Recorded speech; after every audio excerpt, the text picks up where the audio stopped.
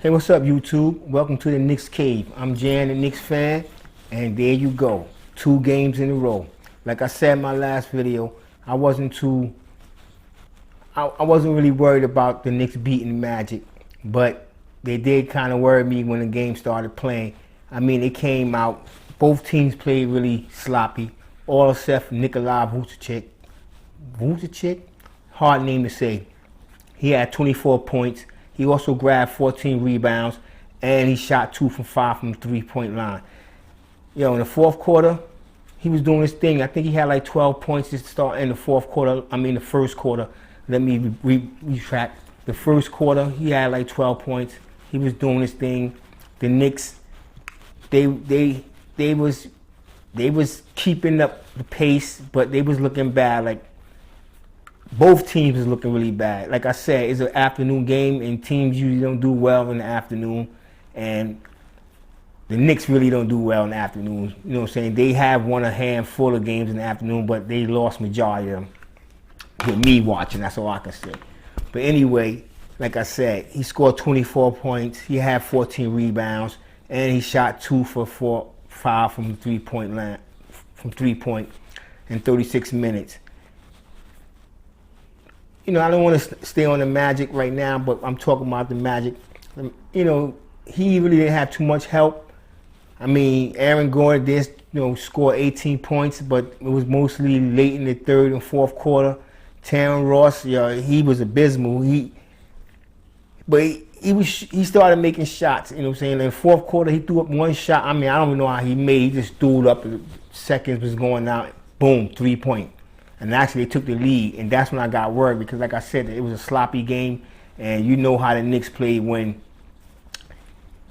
they start playing sloppy. Especially, we had a 14-point lead going into the fourth quarter, which evaporated. It just disappeared about 4 minutes left into the game. We was losing, although by 1 point, but we still was losing. But the Knicks, they prevailed. It wasn't like watching the old Knicks. It wasn't even like watching the Knicks from last year. It was a whole different team. RJ Barrett. Like I told y'all guys before, he's going to be a superstar, and he's proven it every other game, even the games that we lose. And when he had bad games, shooting nights or whatever, he still showed the drive and the determination to be an all-star one day. And I just hope the Knicks resign him when his rookie contract is up. I hope they don't let him walk. I hope they don't trade him, because he's going to be a special player. Mark my words. RJ Barrett is going to be a special player in this league. I mean, I'm not a big fan like I am like LeBron James. I wasn't as hyped. I remember when LeBron James first came out of high school. I'm a Knicks fan, and I ordered an NBA channel just to watch Cleveland games. But what I'm trying to say about RJ Barrett, he's not going to be no LeBron James. I'm not trying to say that. But what I'm trying to say, he might, be a DeMar DeRozan, somebody like that, but he's going to be an all-star, and the Knicks need to hold on to him no matter what. Like tonight, he led all Knicks scoring, 22 points, grabbing 10 rebounds, and also 4 assists. He went 4 for 4 from the free throw line, which is a good thing because, as we all know, that's not one of his strong points of his game. But last night, he went 4 for 4, and I mean, he had the drive to always. He always take it to the hole. You know what I'm saying? Sometimes he get the call, sometimes he don't. Sometimes he make the basket. Most of the time he don't, because like I said, he's a sophomore in the league. He have to figure it all out. You know what I'm saying? When he slow down just a little bit, when he get to that rim, he'll start making more baskets. But still, in the last 4 games, he's averaging at least 20 points. And that's what I mean. When that's my last video, and I said he had 14, he was averaging like 15, 16 points. And I was saying that's all-star numbers. I didn't make myself more clear. I mean, that's all-star numbers when they started out as rookies.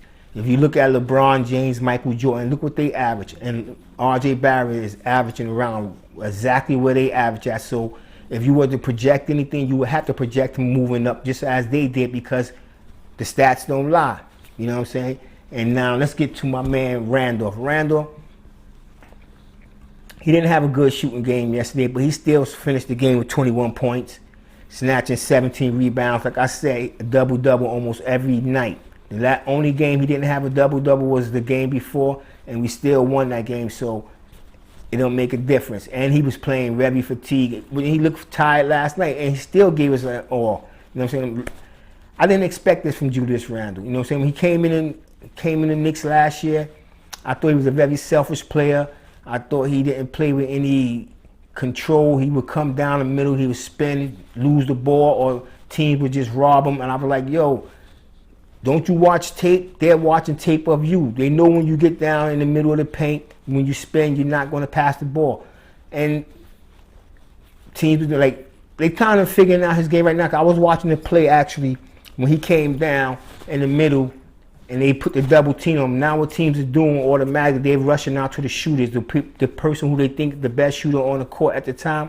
They automatically put a man, with that opposite coach automatically put a defender on that person. Because when Randall passed out, it was almost a steal, but the pass got there. So he's going to have to adjust some things and stop spinning in the paint. Because I don't know, that's not really a good move. When you get to the paint, you're going to spin, you got three guys there. It's bound to get stolen, blocked, or you're going to miss the shot because it's hard to shoot over three people. But still in all, he's doing what I would like from other players on the team, especially Austin Rivers. I'll get to Austin Rivers later down the line, but I know I had high praises for him early in the, I'm gonna say, I can't say early in the season because the season is still early, but a few games before when he came in, he had that 14-point outburst in the fourth quarter, saved us in 2 games before. I was giving him high praise, and he's still gonna get the high praise. Just like right now, I guess he's in some type of shooting slump, and I don't know, maybe it could be something going on at home, because usually when people or players start just falling off, it's something other than basketball going on. But Elfrid Payton, he didn't have the best game, but he had a good game. He scored 12 points in 33 minutes with 4 assists and 2 rebounds, and he also played in the fourth quarter. If you've been watching the last few games, he haven't been playing the fourth quarter. Tibbs has put it quickly in, and I was happy with it. I'm not gonna lie to you. And the results was the 2 out of the last 4 games we walked away with wins, but it was more ball movement with quickly in. But I have to say, yesterday Payton came in. I guess he's handling, to chatter, Twitter, whatever. He gets his information, maybe someone back home, and he tried to outshine Quickly yesterday. Quickly really didn't play that many minutes yesterday, but he still was efficient, as I would consider. He still chipped in a nice amount. What he chipped in? Let me see real quick. Yeah, he had 11 points in 15 minutes, 2 assists, and 1 from 3 from downtown. I mean, that's pretty decent shooting. If it's 15 minutes, you scoring 11 points, that's almost a point per minute, to be honest with you, a point and a half. You know what I'm saying, to be honest with you. And I keep saying to you, you know what I'm saying, my fellow Nick Cavers, that Quickly should be starting. I read a report today that they said as good as Quickly is, they don't see him as a long-term future as a point guard for the Knicks. That might be so. I don't really know. I can't tell the future.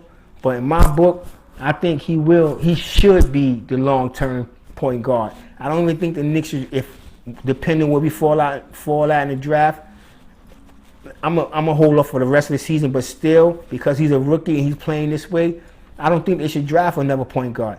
I think they should just rock with Quickly for a year or 2 and see what they got, and then take that draft and, like I said, get a center.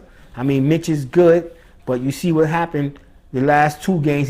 He sprained his ankle. I'm gonna say in the 3 games, because he sprained his ankle damn near in the middle of the 3 games ago. He's come out, he's played, and he's given everything he can give on a bum ankle, and he's still playing good defense. On the last game, he came out and blocked the 3, which he leads the leagues of blocking 3-pointers.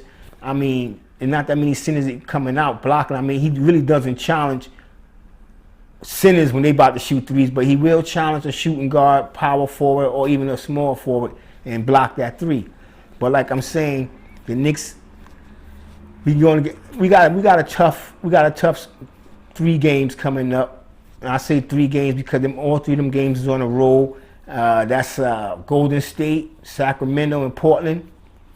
I'm gonna be honest with you. I think we can beat Golden State. It's Sacramento that I'm worried about. I'll get to Portland a little later, but I really do think we can beat Golden State. And I know everybody's gonna talk about, oh, you didn't see that game, you didn't see what he did to the Los Angeles Lakers.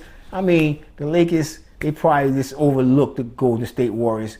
I really haven't, I'm gonna be honest. I really think we can beat Golden State, and I really think we're going to beat Golden State. And mark my words, I say we're going to beat Golden State. And y'all can come back and leave comments if we lose, but if we win, don't be hesitate to leave a comment and tell them out how did I know, because I just feel it. Anyway, and while I'm talking about leaving a comment, don't forget to hit subscribe, hit that like button. You know what I'm saying? And I said I'll get back to Portland because C.J. McCollum got a broken foot. He's going to be out. I know Portland got a very good supporting cast to go around my man. Dimes, you know what I'm saying? But the Knicks, if you notice, they've been playing the good teams. They've been playing good teams very well. I mean, they've been beating teams. Like, we just blew Boston out, you know what I'm saying? And then let's not talk about what we did to Milwaukee, and we beat Indiana. These are all good teams, leading teams in the East. And we have trouble with the weak teams. Like I said in the last couple of years, that's been the Knicks' problem. You know what I'm saying? And they'll come out, beat two high-powered teams back-to-back. I ain't gonna say one game back-to-back night, but maybe Thursday and then Saturday. And then when they lose to a bum team, it's like they lose their confidence. But I'm talking about the Knicks of old. I don't know about the Knicks of new, the team we have here in 21. But that's how they used to be. But I was hoping Burke came back yesterday. He didn't. Hopefully he'll be back for the game in Golden State. And if he do come back for the game in Golden State, I definitely feel we're going to win. And I'm really looking for a game in Sacramento because a lot of people thought we should have took Halliburton. So I'm going to really get to see him. I haven't really seen him play since the season started. So I will probably get to see how good he is. And I'm not going to say not because I've been reading up on the stats, and he is doing very well. And it kind of make me wish that we did take him.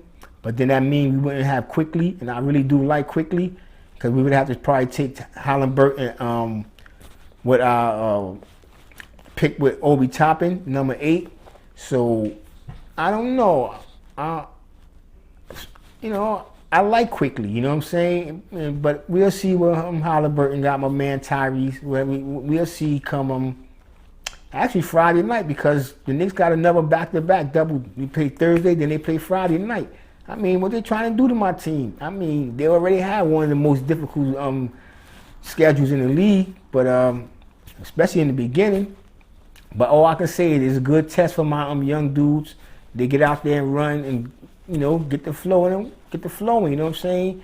I want them to get back to how they was playing in the first couple of games in the season. Kevin Knox, in his last couple of games, he did have a good games, but yesterday it wasn't as good. Let me see what he did. Let me see what Kevin Knox did real quick. So I don't mean to go off of him. Yeah.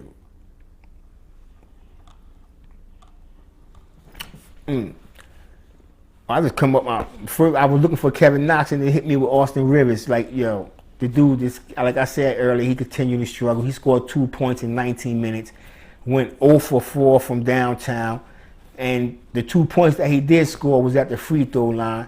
I mean, are we going to trade him? Nah, I'm just joking. We're gonna, like I said, it's something going on. I don't know. Doc, give your son a call, do something. But anyway, thank you for stopping by and checking out the Knicks Cave. Like I said, I'm Jan, the Knicks fan. And stay healthy, stay safe. God bless. And until the next game, I'll see you. Peace.